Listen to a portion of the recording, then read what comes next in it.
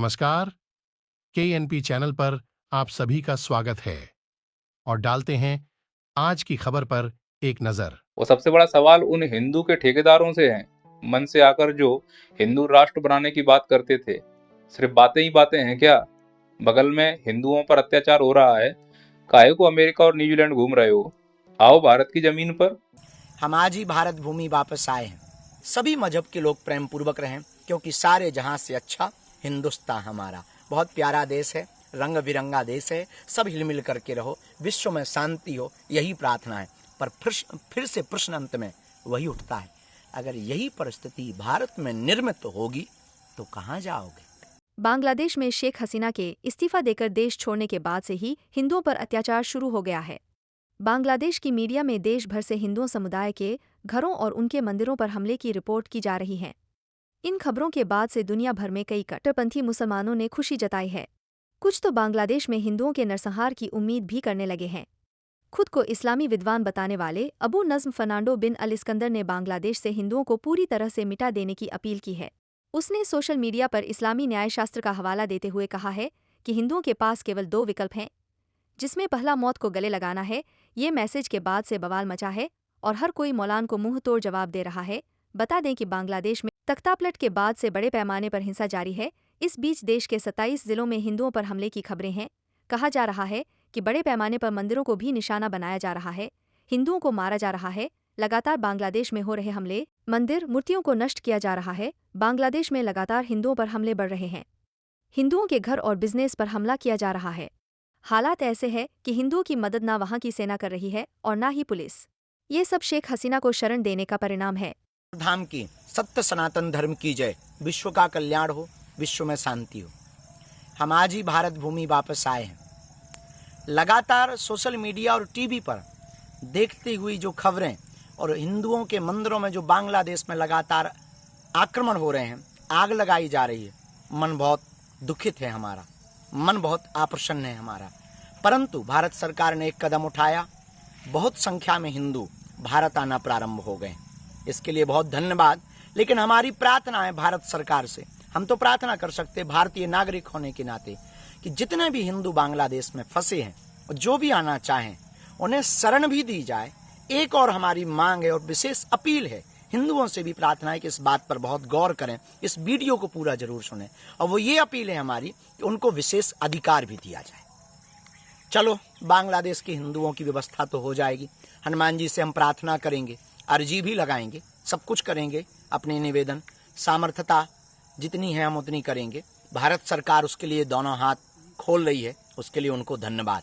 पर प्रश्न ये उठता है कि बांग्लादेश के हिंदू तो भारत में आकर के शरण ले लेंगे, पर कल यही मुद्दा, यही स्थिति परिस्थिति भारत में उठेगी तो भारत का हिंदू कहां जाएगा? हिंद महासागर या अटलांटिका या फिर हिमालय जाएगा? लोग हमसे कहते थे कि आप हिंदू मुसलमान करते, और सच ये है कि हम हिंदू मुसलमान नहीं करते। हमने समय से पहले भारत के हिंदुओं को जगाने की कोशिश की तो आपने हमारा विरोध किया। पर आज तुम्हारी आंखों के सामने, आज तुम्हारी मीडिया ही, आज आपकी ही वह सोशल मीडिया के मोबाइल पर वो वीडियो आ रहे हैं जिसमें चिघाड़ रहे हैं हिंदू, और एक विशेष संप्रदाय के मंदिरों पर, वहां के इस्कॉन मंदिर पर इसलिए जलाया गया क्योंकि वो हिंदुत्व का और सनातन का प्रचार करते। हम किसी भी मजहब के खिलाफ नहीं। भारत में सबको रहने का अधिकार है, संविधान ने सबको अधिकार दिया और भारत में होना भी चाहिए। पर हम भारतीय हिंदुओं से प्रार्थना करना चाहते हैं कि कल अगर भारत में यही वस्तु स्थिति, यही परिस्थिति निर्मित हुई, आप जाओगे कहां? इसीलिए तो हम कहते हैं हिंदू राष्ट्र चाहिए, इसलिए तो हम कहते हैं सबको अधिकार चाहिए। पर कम से कम एक देश ऐसा हो जो हिंदुओं के लिए हो। हम उसमें सबको बुलाएंगे। दुबई में सब लोग रहते हैं, अन्य देशों में भी सब देशों के लोग और सभी मजहब के लोग रहते हैं। हमारे भारत में भी सभी मजहब के लोग रहें, शांति पूर्वक रहें। लेकिन कम से कम दुनिया में रहने वाले अगर कोई हिंदू के ऊपर आफत आए तो भारत में अधिकार के साथ जी तो पाए, शरणार्थी तो ना कहलाए। लोगों को हमारी बातें कुछ दिन पहले बुरा लगती थी कि हम हिंदू हिंदू की बात कर, हम शायद टीआरपी चाहते हैं।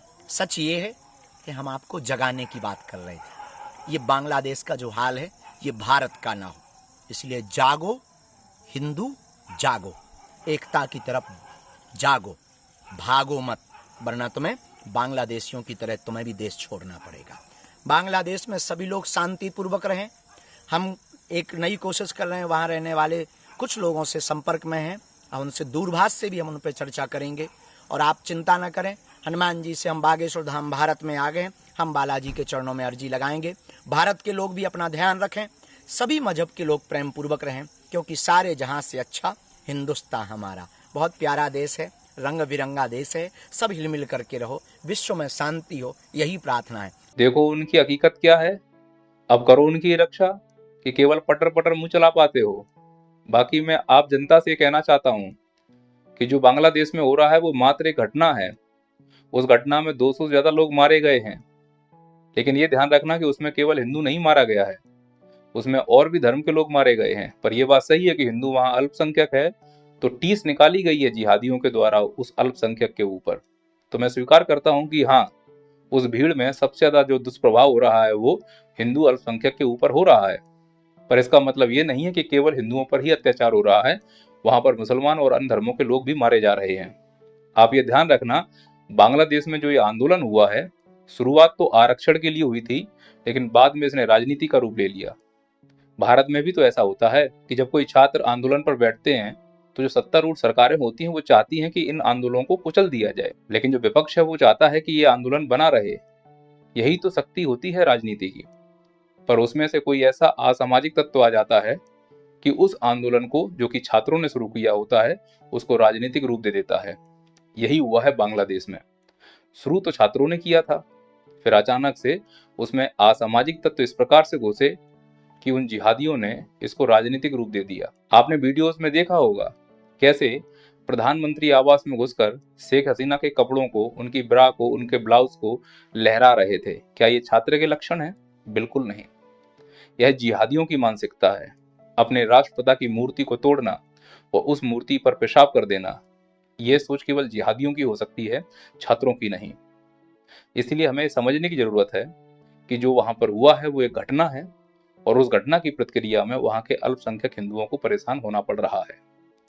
अब वो चाहे ऐच्छिक हो या अनैच्छिक, लेकिन हकीकत ये है कि हाँ, बांग्लादेश के हिंदू अल्पसंख्यक परेशान हो रहे हैं, और इसका प्रमुख कारण है वहां पर हुआ आरक्षण के आंदोलन का राजनीतिक रूप ले लेना। शुरुआत में सब ठीक था, लेकिन हालत तब बिगड़ गई जब बांग्लादेश की पूर्व प्रधानमंत्री शेख हसीना को भारत ने शरण दी। वो जिहादी नहीं चाह रहे थे कि शेख हसीना को कोई देश शरण दे। ब्रिटेन ने शरण देने से मना कर दिया, पर भारत ने शरण देने से मना नहीं किया।